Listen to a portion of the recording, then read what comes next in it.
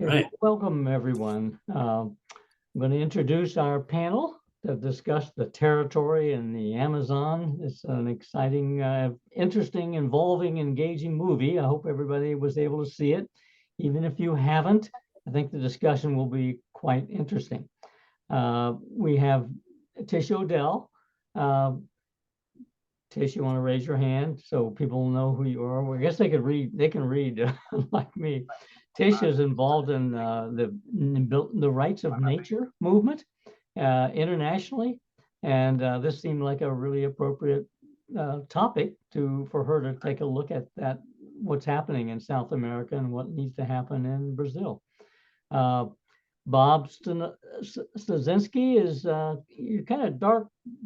You got a lot of light in the back. Maybe we can get a light in front of you. But Bob is a photographer. He's been all over the world photographing indigenous people. That's better, Bob. Right now? Yeah, better. And he has been to the Amazon. He'll be talking about the indigenous folks that he's had experience with. And I don't see Leland yet. Leland, I hope will join us. He is an ecologist and a consultant in Iowa. I know him through another project that Simply Living is involved with called the Transition Network. And he is an amazing, he has a background like Bob in anthropology, so he has an interest in the indigenous folks. But he's also very engaged in all over the world, but in Iowa specifically, he knows everything about rainforest and all the rewilding and all the kinds of things that those of us who are on the discussion group for regeneration have looked at. So anyway, he's a great guy, and I hope he does show up. And I think we'll start with Bob. He'll talk a little bit about his experience in the Amazon.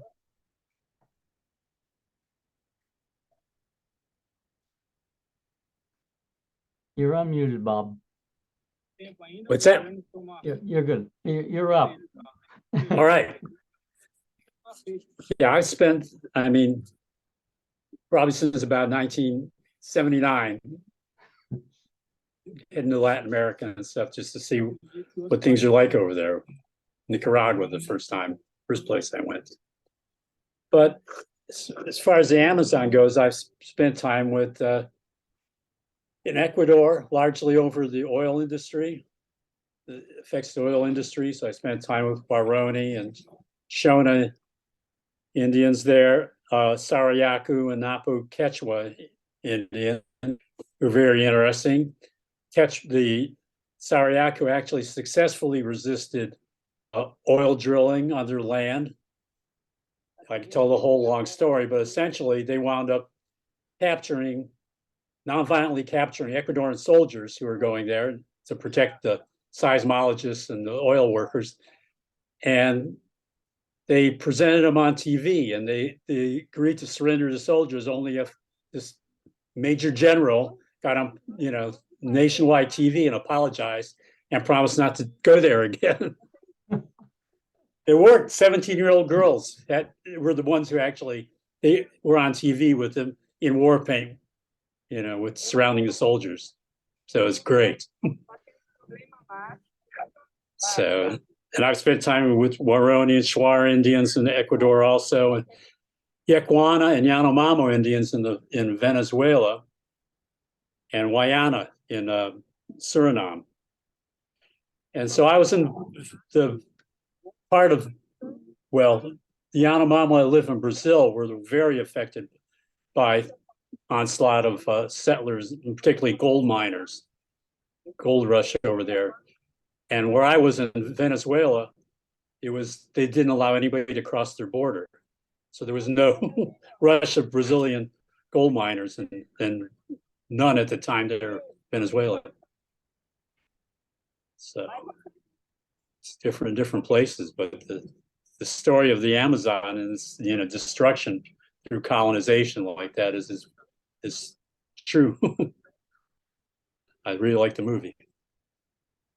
Yeah, I'll just add quickly that Bob has done a number of slide presentations with his photographs from places he's been around the world. And I remember the one you did on the, we'll say it wrong, but the Yanomami Native Americans. There's this stereotype that indigenous people do not want anybody to photograph them. Okay, well, Bob's a photographer, and his comment was that, yeah, that's the idea that they're going to lose their spirit is something that is kind of a myth. As soon as if you actually live with them, hang out with them, then all the teens were ready to get their picture taken. Yeah. And as a generalization, At time of film, you didn't have enough film. yeah. And I think I haven't had a lot of experience myself, but I lived for a number of years in New Mexico and Arizona and Texas, California, but especially I spent 4 years in New Mexico, and I had a team of people working on a special education project, and one of the employees was part of the Isleta Pueblo, and we now hear the term frequently that the indigenous people say, "We're still here," and it may seem irrelevant to largely to the culture because we can't recognize that they are still here. Yes, they have pickup trucks and they go into Kmart to get supplies, but they still maintain their language and their traditions and their dances. And somebody gets married, they build them a house, at least where I was. And so they maintain a lot of the traditions. And now they're very much on the front lines of the environmental movement, as Bob was mentioning, with the oil and gold miners. What a great image. And Winona LaDuke is doing amazing work stopping the pipelines up in Minnesota and other places. So it's very exciting to see us recognize and collaborate with.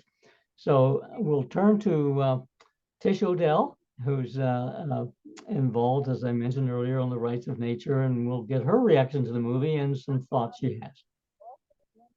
Yeah, thanks, Chuck. It was really a really great film. I hadn't heard about it, and so I'm really glad you invited me and that I got to watch it. It gave me, I guess the film touched me in a lot of ways. And I guess if I'd watched it 10 years ago, I probably would have had a much different reaction. Just to say that we're all shaped by our experiences, and so our views and thinking evolves just like nature evolves, right? And I guess we're only static if we choose to be. So I really appreciate you inviting me because it was a great film. And what struck me, I guess, as I watched it was this community that's so far away from me. I haven't had the opportunity to be in the Amazon. I'm up in Cleveland, Ohio, but that community, I saw my community of Broadview Heights in that community. And I also saw all the other communities I've worked with over the past decade. You know, their communities being invaded by agribusiness, right? And people wanting to come in and change it and harm it, and urban sprawl in a way. And my community was invaded by oil and gas, right? The fracking industry. And what's interesting is going through it, I saw the same three divisions or groups, you know, or variations of groups that I see in every community that I've worked with, because over a decade, I mean, I've worked with a lot of communities, both in Ohio and in other places throughout the country, and even talked with people all over the world about the concept of rights of nature. And, you know, first, you know, the Yuri Wow, I mean, that group, that's the community group facing the threat, right? And I, again, thought of Broadview Heights or Flint, Michigan, or Grant Township, or even Columbus, Ohio, right? And how we all think, we start out thinking there's protections in place to prevent the harm, you know, until it's right there. And then we try to use what we think is there to protect us, and it doesn't. And, you know, I think it's really interesting, you know, the Yuri Wow, their story and their journey, I guess, in all of this, you know, that they're realizing, like, we could try direct action, but we're outnumbered. We won't win, right? If we do direct action. And then they think, well, if we just document it and expose the harms, that's going to make some kind of difference, then the government will listen to us and they'll act. And I don't know, maybe they will, but I know that all these communities I've worked with here, we're all trying the same thing, the same approaches. They also talk about putting someone in the government, right, that will represent them and their interests. And they said things, I took some notes. They said things like the police don't help us anymore, and that the government's not doing its job. And I think Sergio, the one who was the head of the association, and also the other gentleman, I can't remember his name, the other group, I think they both stated that somewhere in the film as well. So then you have that second group, which is Sergio and that association. And what really struck me about him and that group was that they said, we're going to do everything by the book. We're going to follow the rules, and I could see, like, I'm relating to us here, big environmental NGOs, and like the liberal communities representative here that think, if I just follow the rules, I mean, we did it in Broadview Heights too, that everything, we could stop it. We can stop the harm. And in the end, it's interesting because Sergio realizes it's not going to work, right? And so he says, I'm just closing the association. And there was another comment he made that struck me where he said, these indigenous people have all this land and create nothing. I was like, wow, it really was insight to how colonized he is, and how separated from nature and the very, rainforest that he's actually a part of the ecosystem. He can't see that humans are part of nature and the forest, and just how by the hard word to say, taking care of the forest and the whole ecosystem, that Sergio and all the others, they benefit from that, from the clean water, from the air, the clean soil that they protect and maintain by their way. Right. So it's full separation. And then the third group, was the guy, I can't remember his name. If anybody remembers it, type it in chat or something. But they know that the whole system's rigged. He's like totally given up on the system, also colonized, of course. And then he says that he uses religion and God, that they have a God-given right? You can't rely on the government, but God will take care of us. And he says, the Bible says that people are meant to take care of the land and multiply. And in our workshops at CELDF, we do a lot of these and talking about, our system and culture, and religion is a main tool of colonization, as we well know, and our culture's separation from nature. So I saw a lot of similarities to the conservative right in this group, but all three, what they have in common is a lot of frustration, right? And he also said something, that gentleman, he said something about how the wealthy finance these settlers, meaning like Sergio's group he was talking about, and then how this just causes more division and separation of the people. So, I just thought it was interesting. I identified personally with the activist who was helping the Yuri Wawa community, and building a relationship with the people, being heartbroken when, the horrible things take place, but also celebrating with them when some good things happen.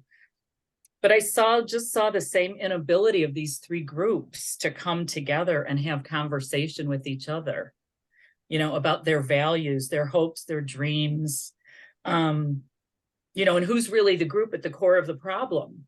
Like, if they would get together in a room, that's what struck me from so far away. Like, we're trying to do this right here. Bill's on the phone. He knows. Reed, he's on the phone. He knows that that's what we're trying to do. And yet here they are in the Amazon rainforest, and it's the same thing, even though maybe it wasn't portrayed the way I'm portraying it, but that's how it struck me. So yeah, I mean, we can go into talking about rights of nature a little. I mean, we did help, CELDF helped in Ecuador draft the rights of nature language, or constitution. And they're really making a lot of headway with that there the past 2 years. They've had several court cases, and CELDF and I personally have been really involved with getting those translated into English so that we can read them and learn from them. But in Ecuador, they've had a case, the Los Cedros cloud forest was a huge case in 2021. And it was the high court of the land. And it was actually the cloud forest coming to the court, and it was the highest constitutional court in the land, and stopping a mining project because the forest rights would be violated. They also had a case, actually it was before Los Cedros, and that's on our website as well. We helped translate that one. It was the rights of mangroves. And what was interesting on that one is the case was brought because the regulatory, agency, there's some rules there, regulatory types of laws and that, but the case was brought because it said the rights of the mangroves were being violated by the regulatory provision and the allowable activities that it allowed to them. And they won that one. And then also another third case was that wild animals possess the right to exist, develop their innate instincts, and to be free from disappropriate cruelty, fear, and distress. And that also used the rights of nature provision in the Constitution. So, Ecuador is really leading the way to show others what this would look like if we codified rights of natures into our legal system. And I don't want to portray that it's all perfect, of course, because there's appeals going on. What it simply does is it opens the door for arguments to be made and presented in court that previously weren't even possible. It levels that playing field because we know corporations get into court. We know that governments get into court. And even the big NGOs that are regulating the harm, they can get into court. But nature itself never had a voice and was not allowed in the room. So, is it, again, like I said, there's no silver bullet, nothing perfect, but this is at least a step, I think, in the direction that we all need to be going. And if more people here can read those and view those, maybe we'll even find some brave judges here. I mean, we didn't find them here in Ohio yet. Maybe if they can read these decisions, it might start swaying some of their minds. Thanks. And one of the effects of that, the rights of nature thing in Ecuador, for example, is that it actually legalized shamanism. Could go to prison for endless years, and then suddenly, when that was in the process of being developed, the rights of nature argument for the Constitution, it opened up, the indigenous religious movement, I guess you could say, to free that. Yeah, that's we're making some progress here. I see out in the West Coast, there's talk about legalizing mushrooms. So we have our own shamans and the whole psychedelic movement to use it in medicine for a variety of illnesses. This is going to happen, so I'm going to go off my picture. Okay, so you know who I am. But yeah, I just want to say about the whole rights of nature. If you think of even the bigger picture, how did we lose it? Well, I would say that we lost it because of literacy.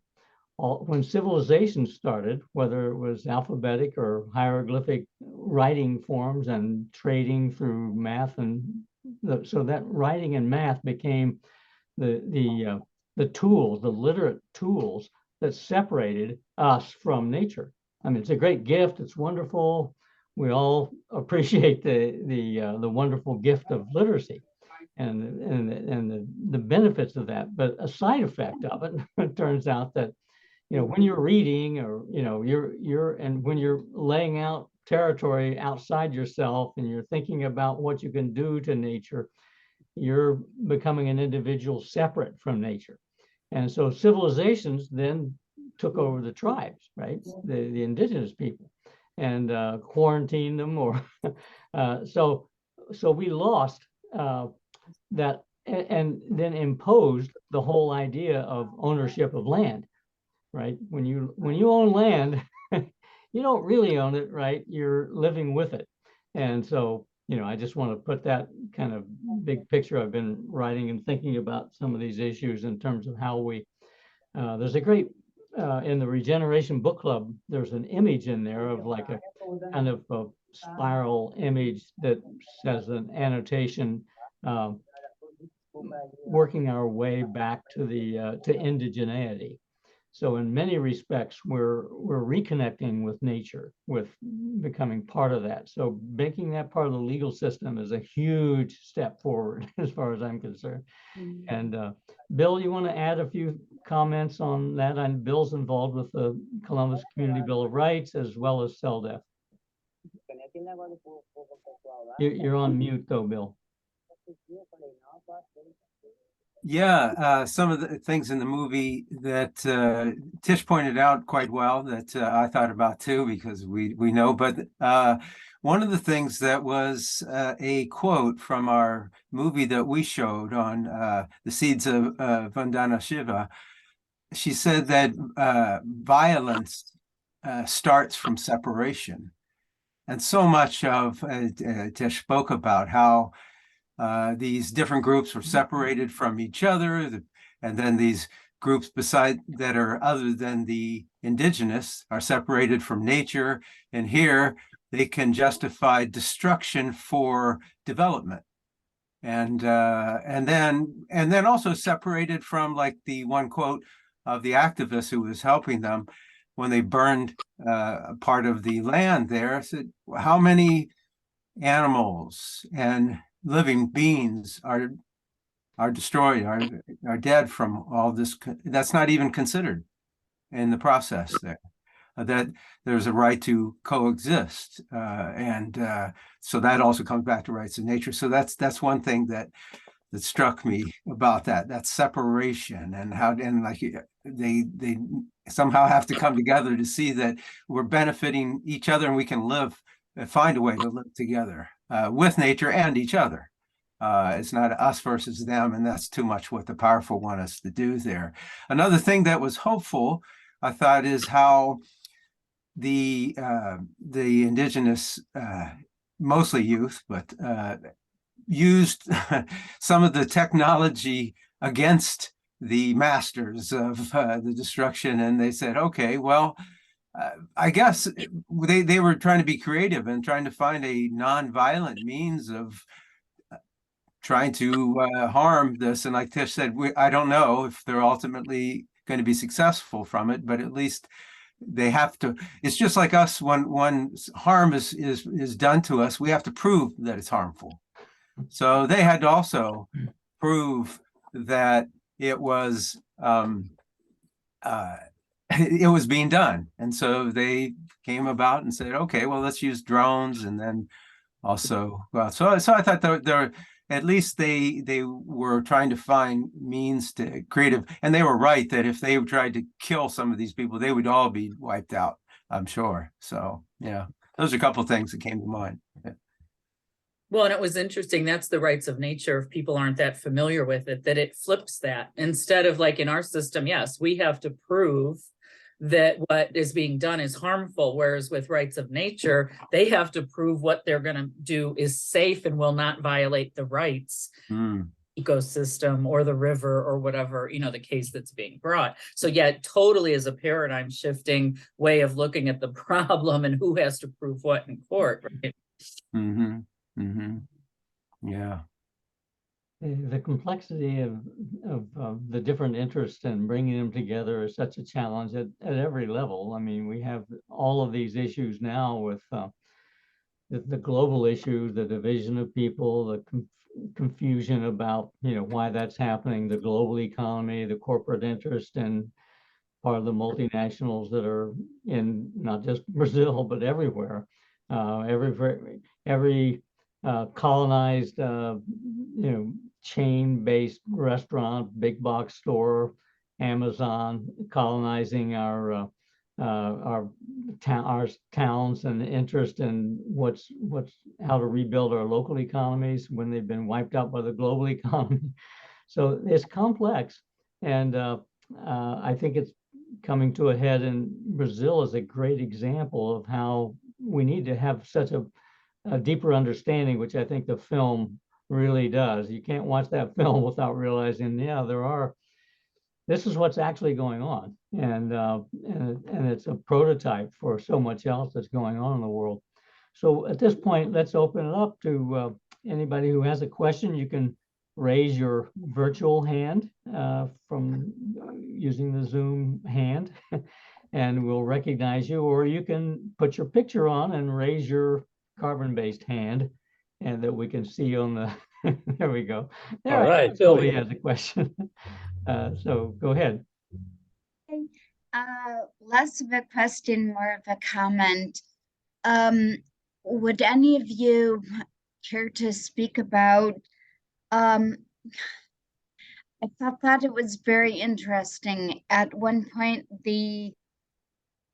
one of the speakers was saying the people whose name I cannot pronounce don't do anything. They just exist. Therefore, we have the right to the land because we're farming it, we're producing, we're making, we're part of the system. And it goes into what someone, I think it was Tish, talked about mangoes. Did they have right? They don't do anything. They're not, they're just sitting there. And anyway, would any of you care to address that? Phil? Yeah. Oh, go ahead. Bob, if you're muted. I'll mute myself and get off screen. I was trying to, I think I'm unmuted now. Okay, do you want to comment on that, Bob? I just want to comment on, I was at a meeting one time with the Minister of Agriculture of Guatemala, and he, quite frankly, didn't see any subsistence agriculture as anything. It might have been, might as well be dogs or monkeys. What they did was had nothing to do with the national economy or contributed to people's benefit, even though most people ate that way from what they grew and what they raised communally or as an individual. So it's a similar comment. There's nothing, they don't exist. Well, it's the big problem with our culture. We don't, and the indigenous people, they see that, right? That it's all like the one, I don't remember which one said it, but that struck me too, that they understood that the rainforest wouldn't affect just them if it was destroyed, that it would destroy, affect the whole world.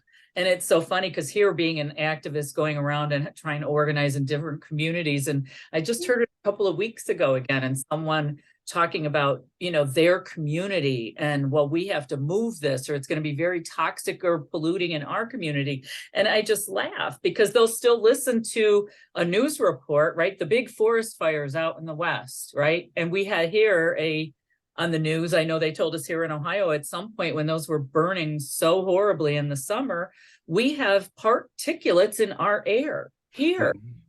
From that. So this idea that somehow there's these artificial boundaries and jurisdictions, right, lines on a map, and that somehow the pollution, if we just move it to the next community, there's another one that they're trying to fight this big chicken factory that's going in. Well, even if you move it to the next community, that I guess, that's kind of good for you, but you're still going to have the impacts of it. Right. That comes from it, it doesn't stay over the community, the jurisdictions that we draw on the map. Nature doesn't work that way. So yeah, we have a lot of unlearning to do, relearning to do, a lot of, cultural shift that has to happen. The law is part of the cultural shift, but the law and the legal aspect is only one part of this. We have a lot of other work to be doing. Just one other thing I thought of is that well, to Vilvi's point, that why should they be criticized for living and not producing excess waste and destruction and all of that? That, to me, that's a plus. And especially with our climate crisis, we should be trying to learn as much as possible and rethinking the way we live from these groups here. Not to say that we have to go 100% to the way that they're doing things, but there's certainly a lot. But one of the problems with technology, it's driven by industry, and even research in universities is industry funded. And so what do they want to do? Make a profit. And so the last thing they want to do is study what indigenous knowledge has to offer. So that's taking us totally in the wrong direction, I think. That's what I've said. That's why we tried to kill them all, right? Because that's the threat.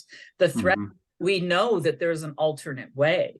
And so we to get rid of all that. That's why there's censorship of information they don't want us to know or hear. That's why the genocides take place. That's a threat for people to understand there might be another, that, all of that, yeah.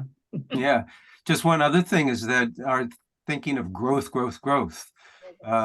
Business has to we have to grow the economy. You hear that from the politicians all the time. We talk about GDP, which is growth in it, which didn't exist before, I think, like 30s, 40s, or 50s there. It was just a one number measure, which doesn't measure well-being.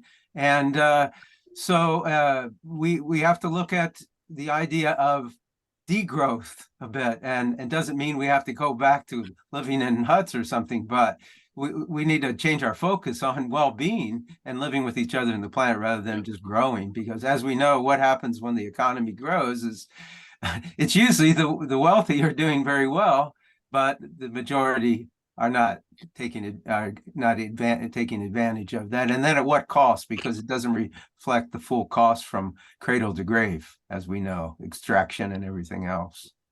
Sergio said that in the film at some point. He said, remember, I'm so tired of working and making other people money. And, and I guess it's not that he's saying I don't want to work.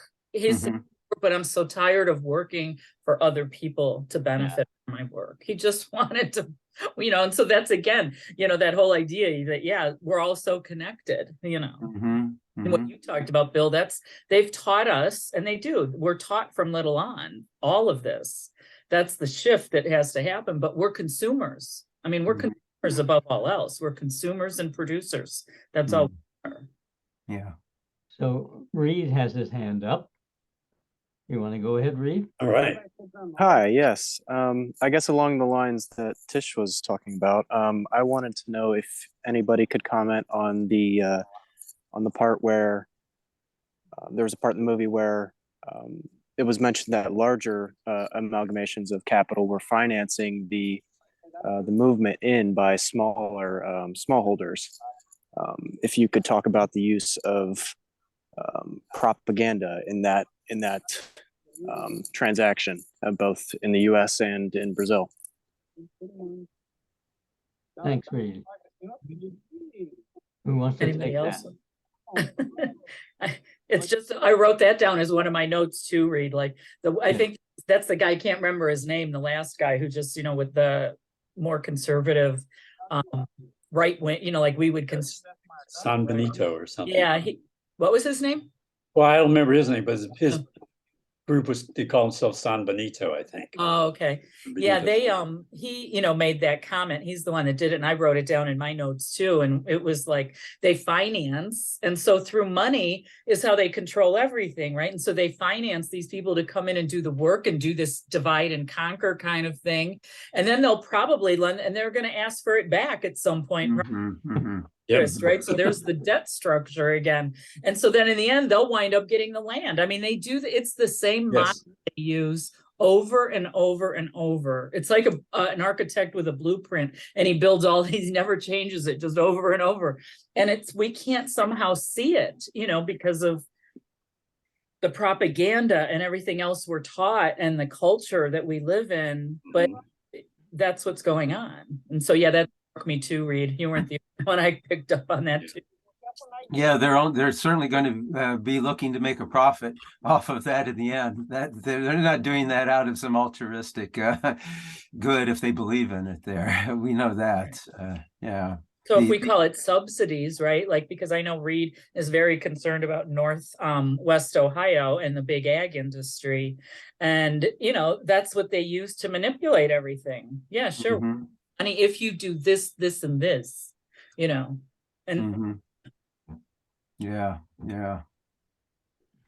there's a lot of analogy with the big ag, and Lee Searles, who is not here, he may have just forgotten the thing. I didn't text him or anything, but he's in Iowa, and he's working with some folks in Defiance, Northwest Ohio, with very similar issues. And Lee likes to point out that they have something like 44 million pigs in Iowa and no bathrooms. So how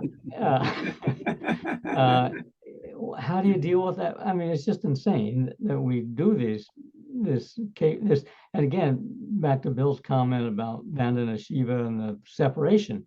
You know, the science and the technology have further separated us, feeling like, oh, well, we can do whatever we want. And as you know, if you just confine these animals in a particular space and treat them like widgets, and that model is perfectly reasonable, because you're not feeling their feelings.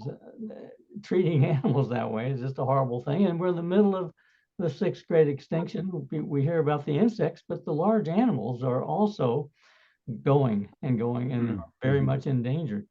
So yeah, it's a challenge. Again, feel free to, if you prefer to put your questions or comments in the chat, you can do that. We'll keep an eye out for it. And maybe Bill or Tish, we could put your links to CELDEF and the Community Bill of Rights in the chat. So we'll have that as part of the recording. Reed's hand is up again. No, sorry Oh, about that. I just okay. forgot to lower it. Oh, forgot to lower it. Okay. No problem. Easy to do.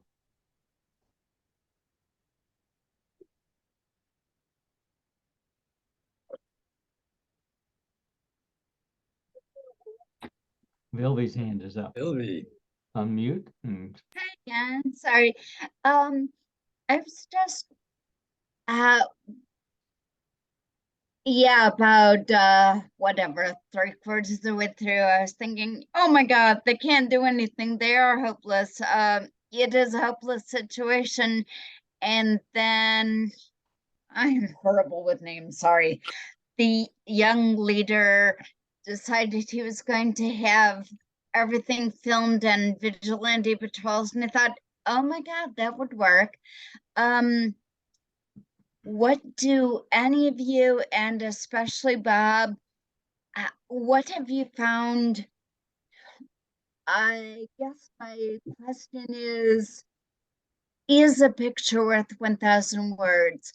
Do you find that bringing proof in the form of videos or photos is an effective way to fight the system?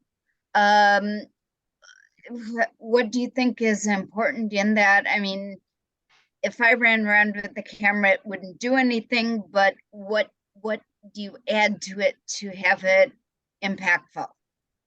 Well, like I say, I hope so. Yeah. I mean, I think it can be helpful. It was, you know, the Iriwawa were actually doing that themselves by, you know, documenting evidence. And a lot of my work could be probably classified as this documentary photography. So, and you try and get it out to as wide as audience as possible, but there's limits on that, and financial limits and stuff too, or what you can do. And acceptance, especially in this current age of, you know, shrinking, overly powerful media, shrinking on one level, but, you know, omnipotent almost in everything else. So, like I say, I hope, I try. One thing that comes to mind with that, I would think it certainly helps, but we see all the time police videos of them shooting people in the back or unarmed, but so little convictions of the crime there. And we see that, well, the legal system, which we think is going to find justice, doesn't often find justice. Right. So that's another way of manipulation sometimes. Yeah, and I was going to add, I think it's all of this, right? There isn't, people want to look for a single solution. They think, oh, this group is going to come in and help us, or they think, oh, this lawsuit is going to come in and fix the problem, or we're going to elect this person and they're going to solve the problem. And actually, none of those will do it individually, but it's all of this together, plus we have to be more creative in our thinking.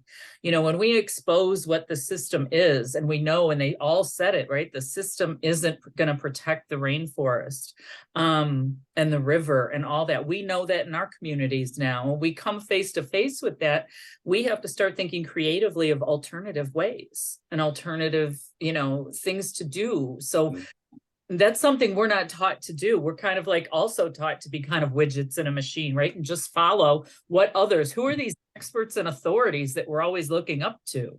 You know, it's like, what knowledge do they have that we don't have living in the community? The indigenous community there, they have way more knowledge about the rainforest and what should be done than anybody from the outside. We see that, like Bill mentioned, universities, they get a lot, and we've seen that. I've seen that in communities here, someone who lives in a community for generations, but some expert with a lot of initials after their name is going to come in for, you know, 3 hours or 4 hours and do some water sampling and then leave. And they're going to write a whole report that goes to the government to dictate what happens there. You know, it's also wrong. There's like a lot of mind shifting thought that has to go into here. And we aren't taught anymore. One of the most horrible things is to consider talking to each other, doing something. You know, I'm finding that more and more, we think that we have to, like, we're task oriented, and we have to, you know, take this piece of paper and go talk to a legislator. That's doing something, but going and talking to your neighbor about what's going on in your community, that's just talking to your neighbor. That's not doing anything. And that's more powerful than talking to your legislator. Mm-hmm.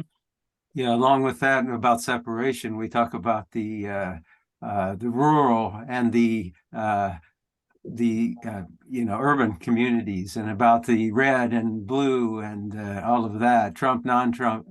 The only way we're going to get somewhere is if we try to bridge that separation somehow, and that has to start with conversation. It's going to be difficult, but we kind of quit just preaching to the choir, I think.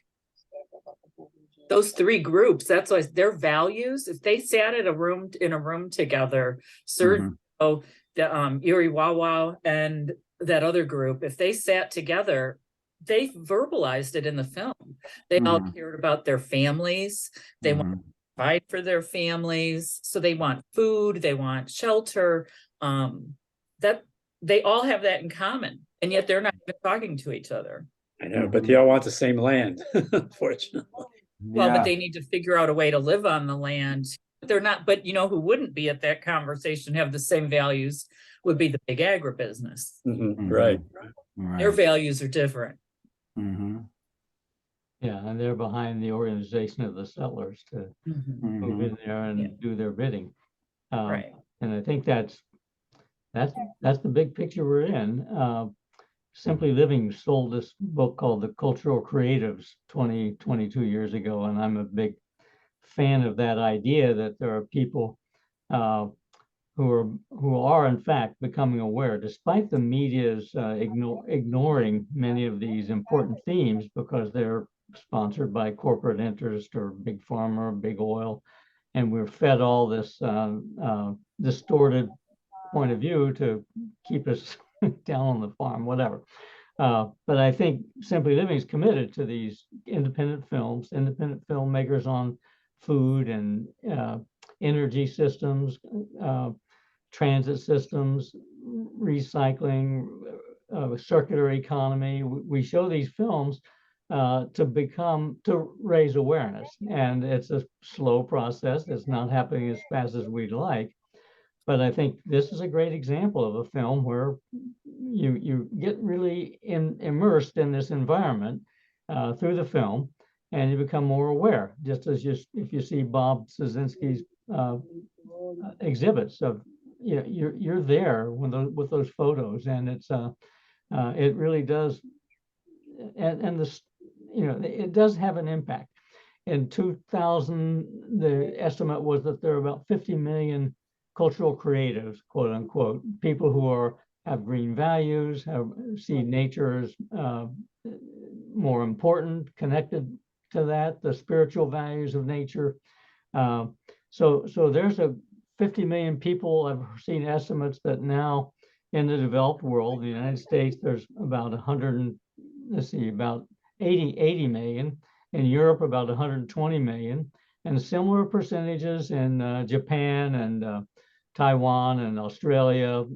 So people, despite the limitations, the awareness is happening. And these films and these discussions, yes, it's to the choir, but it deepens our commitment in the choir. So we might actually talk to our neighbor about it, as Tish points out. And I'm kind of an extrovert. I'm happy to talk to anybody, and I don't care what if they believe in Trump or whatever, so I think it is happening, and it needs to emerge from the bottom up. And we need to recognize that people are doing activist work, like the woman in the film who's inserted herself into this dialogue that's happening, which is, I think, pretty, that's a story in itself. It's her role of the activist, and the people who are looking at things more from from the bigger picture, all the people that are into alternative food systems and healthy food and local food, alternative medicine, shamanism, reconnecting with nature, energy healing, Reiki, meditation. These people are also part of that emerging culture of attention to a new culture, an ecological culture. So that's what we talk about in Simply Living, the transition from the consumer culture, which we've talked about here, and the transition to an ecological culture, who turns out those values are the values of indigenous people. They're in nature in a way that we aren't, but we need to reconnect and find that path again. Yeah, I think what we need to do too is ask a lot of questions. We need to question a lot more. And that doesn't mean, that that's a bad thing. We're kind of taught, like, again, that there's these authorities, they know best, and we just don't question. And what we're seeing even in rights of nature now, because people at the beginning, when I started this a decade ago, and describe it to be like, that's going to take too long. We don't have time for that. We can't do that, right? So the decade's gone by anyway. But it's amazing how quickly that idea, like what you're saying, Chuck, like people are becoming aware. It's on people's radar now. Back 10 years ago, nobody had even heard of it. In the colonizer culture, they were like, what? But what we have to be afraid of is that now when industry and government and all that, the 1% elite sees that it's catching on, they try to co-opt it, right? And take it over, just like they did with the word sustainable and green and all of those kind of things. So we have to be very careful. And if we understand and know, then we'll at least ask more questions, which I think is a way to kind of combat some of that. But yeah, we can see it being co-opted already. And I put in chat a book that CELDEF wrote with the OHCRN, and it's all the stories of the communities in Ohio, because that's another thing that I think really helps people understand. It's one thing to read data, and reports from academics, but it's another thing, like what Bob is doing with his photographs, and then through this book, these are the actual stories that the communities told of their experience, and that may have an impact on people as well. It's not technical, but it's like, wow, if that can happen there in that community, I'm now more aware of what's going on in mine. So yeah, the story aspect is really important, and that's how our brains work. That's from the original indigenous oral culture. We've evolved that way. You made me laugh when you said alternative medicine, because I read something the other day on that. Really, it clicked in my head even, and it was like I was reading the history of that. Well, it was all medicine, right? Whether it was indigenous, whether it was all medicine. Yeah. The big medical industrial pharmaceutical complex came into being, and then they named that alternative medicine. Like theirs was medicine. Yeah. Right? Just doing it the chemic their way, where they could sell these drugs, and then everything else became alternative. So true. Yeah. And I've read that we, as a nation, Americans spend as much, maybe even a little more, on alternative medicine, all the supplements and whatever, than they do on the mainstream interventions and drug prescriptions from the big pharma. So people are voting Yeah. with their interest, and people are waking up to the fact that it's a systemic problem, and we're not getting the full information, but it's seeping through and it's burbling up. As Gandhi always said, first they ignore you, then they laugh at you. That's ridiculous.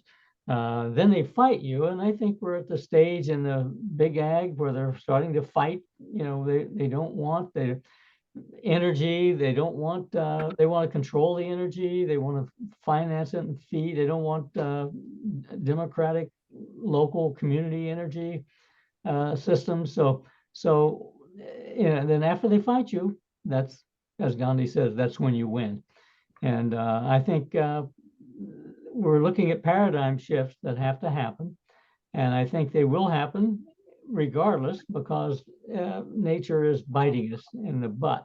And the proxy war is threatening nuclear holocaust. People, that helps people wake up. All Californians are waking up with all that. You know, suddenly we hear about, I'm getting off task, I realize that, but you know, like atmospheric rivers, why is that happening? Or the climate change, global warming is happening at a much faster rate than people are willing to acknowledge. So it's happening, and that wakes people up as well. So I think there's going to be the transition will happen in a better, more layered way without as much tragedy if we can build up the local agriculture, build up the community energy, build up the local economies again, more artisan-based, craft-based, and support each other in ways that local communities can do for themselves, rather than wait, as Tish was saying or Bill was saying, for the corporations or the government to somehow solve the problem for us.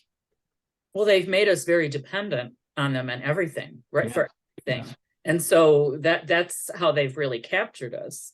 And we have to realize again what we can do and become a lot more self-sufficient, because that's a great threat. If you can turn away and say, I don't need to buy your stuff, I can make it myself, I can grow it myself, that's a huge threat. Yeah. The system, the way they've set it up, they don't want us to do that. They just want us to become more and more dependent on them, because then that's about control, which really all this is about.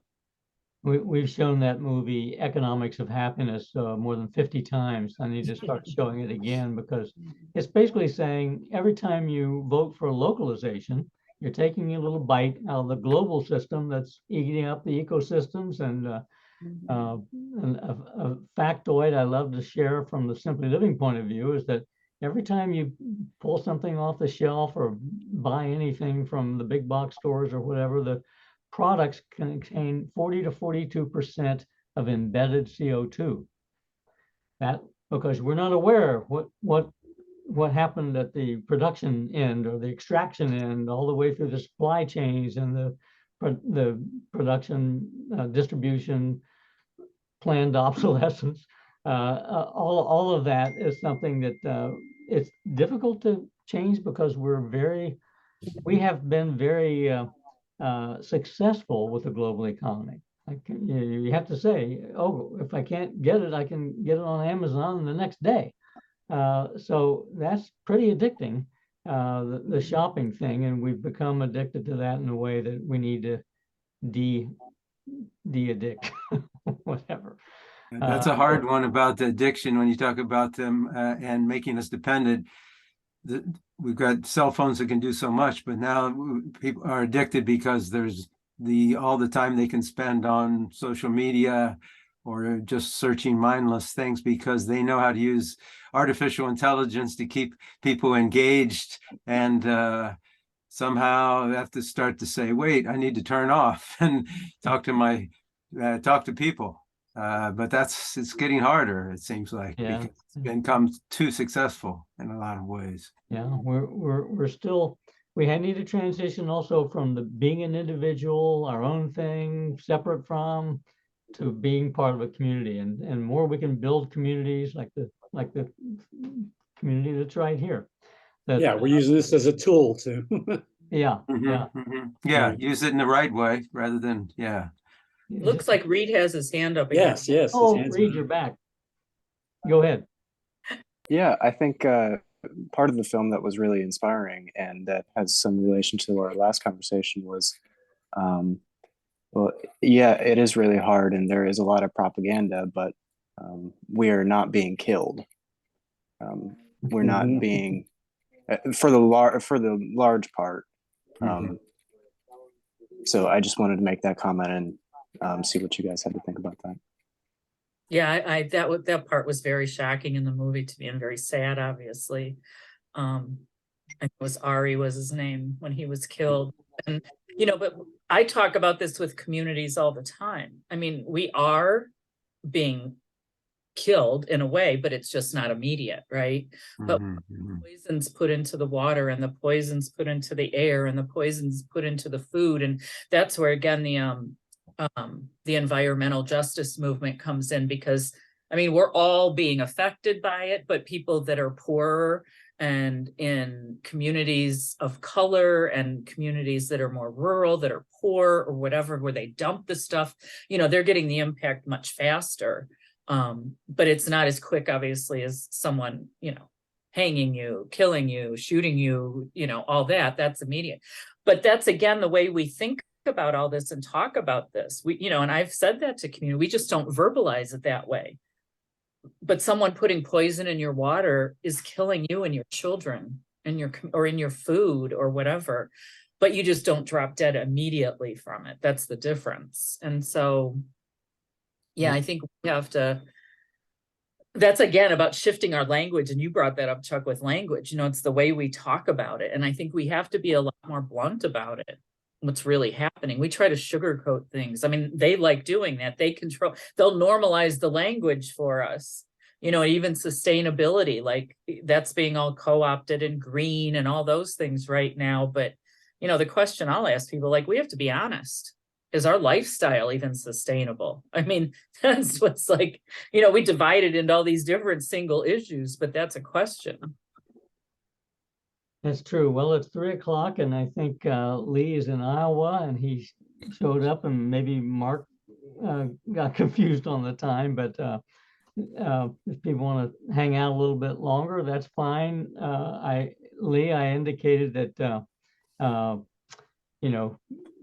I should have sent you a reminder, but he's in Central Time and we're on Eastern Time and it's different. And Lee, you want to make some comments, or Mark, I appreciate your coming on. If you have any reactions to the movie, you're welcome to share them. We've already talked for an hour, but and respect people's time. If you need to go, that's fine.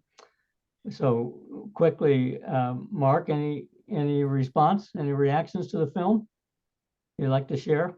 I have to unmute. No, just wanted to be part of the group. That's good. Thanks for doing what you're doing.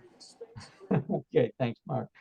And Lee, you're partially blocked in your image there. Yeah. I don't know what that is. Yeah, so it's supposed to be using, There you go. There's Lee. There you are. well, it's supposed to be using one camera, and apparently it's using another camera, so we won't worry about the technology. Yeah, I thought it was a very interesting film, and I noticed some things about language use in it, so hopefully you haven't covered that topic already.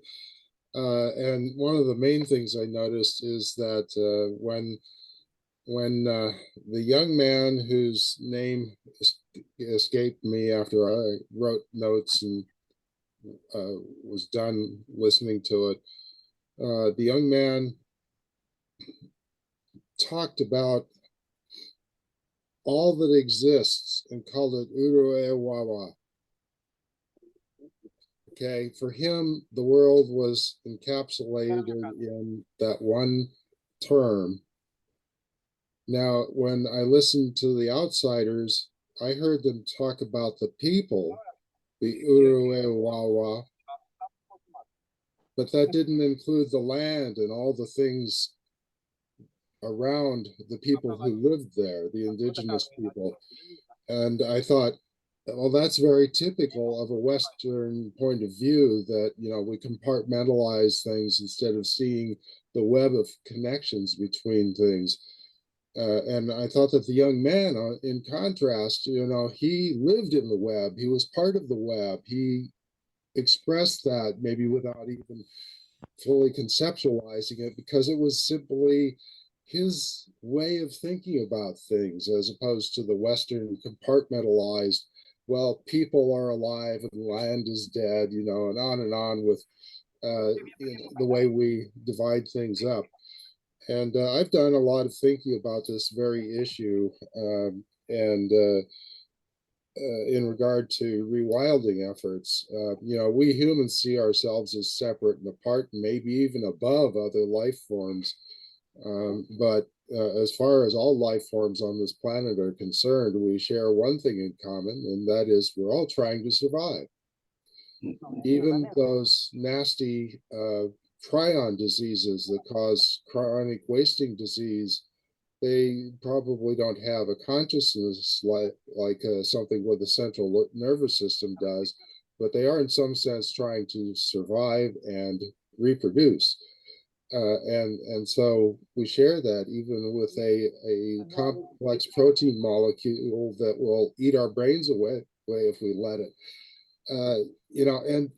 And the way I put it in something I wrote recently was, when you're out in the woods and you're attacked by a grizzly bear, as you're being attacked, if you can look the bear in the eyes and realize that you are two fellow beings who share much in common, as you're being mauled and possibly eaten, if you can arrive at that point in that situation, you've understood it. So there, that's what I have to say.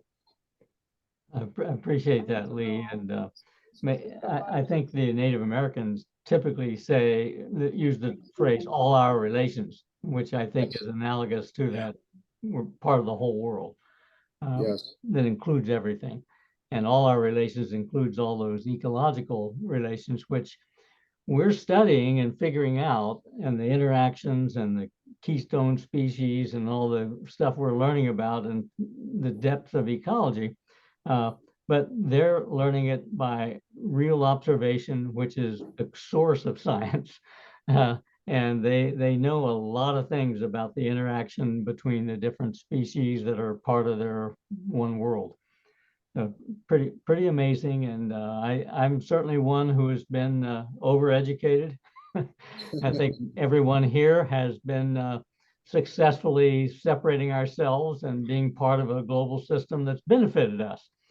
We have privilege, and then we're starting to deconstruct not just nature and understanding all those relationships, but in terms of the community, in terms of patriarchy, with relationships between males and females in civilizational situations, or race and gender. Those things are being deconstructed and threatening people who are used to things the way they were.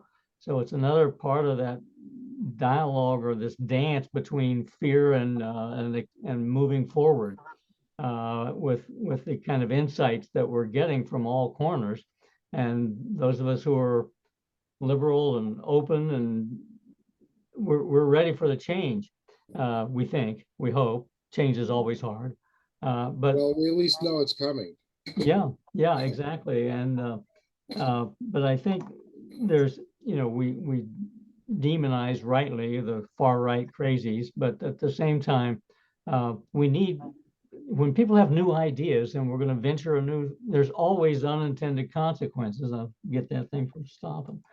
But at the same time, we need conservative views to look at the potential unintended consequences. How does that affect the traditions that we've had? Do we want to make that change? So there's a role for countervailing powers, John Kenneth Galbraith used to say. Anyway, this has been a great discussion. I really appreciate everybody's insights, and we're over time, but if anybody has any last comments they would like to make, please make them. Unmute yourself and Yeah, I want to just make one really quick that, you know, I think one of the concepts too, and it's really simple, we complicate things. It's really simple though, that everything we do as humans has an impact on nature. It has an effect. And so we have this, like, we tell ourselves that technology is going to save us, science is going to come up with something, and we don't take the conversation far enough. Like it may make something better or easy, but what we don't ask the questions and, well, what impact is that going to have on nature, whatever you're coming up with? And that's the part we stop. You know, we ask how many jobs it's going to create, how much profit it's going to make, things like that. How's it going to help, you know, in that? Oh, it's going to stimulate your community's budget, right? And all those things. But we don't ask them, okay, well, that's great. It might solve this problem, but is it going to create another problem somewhere else? Because we have to just be aware of that everything we do has some kind of an impact.